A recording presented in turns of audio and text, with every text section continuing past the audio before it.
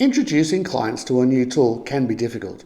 One way to make your team feel a bit more at home and to ensure your comments are being seen in a busy inbox is by replacing our logo with your own.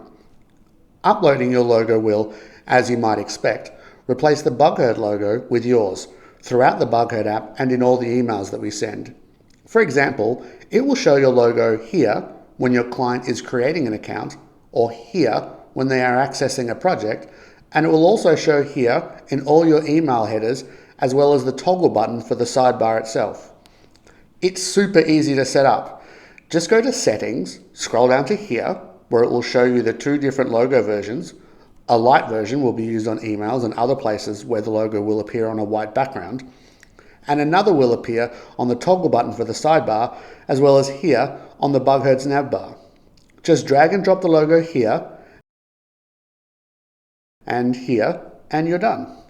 As a quick side note, to make this change, you will need to be the account owner or someone who has a manager access. And that's all there is to it. For more help, check out our FAQ pages or email us at support@bugherd.com.